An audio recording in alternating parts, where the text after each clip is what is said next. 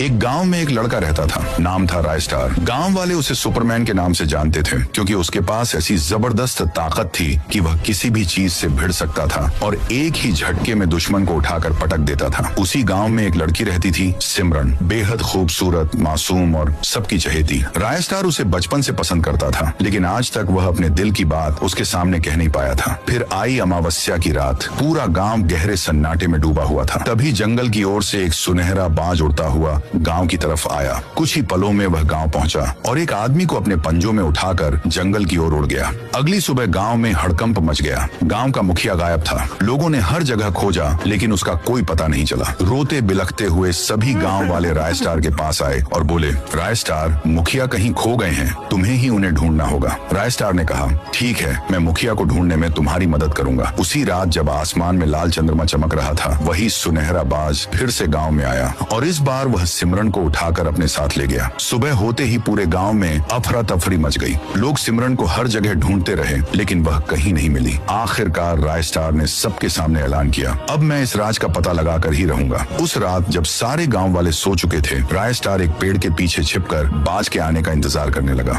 कुछ ही देर में बाज आया और राय स्टार को अपने साथ उड़ाकर ले गया। हवा को चीरता हुआ, बड़ी बड़ी नदियां पार करता हुआ थोड़ी देर बाद एक अनजान इलाका दिखाई दिया। बाज ने राय स्टार को नीचे छोड़ दिया। राय स्टार जमीन पर गिरा। चारों तरफ विशाल और खतरनाक जानवर थे। तभी एक शेर दहाड़ता हुआ उसकी तरफ दौड़ पड़ा। राय स्टार बोला, तो दोस्तों, सब्सक्राइब करके मुझे शक्ति दो।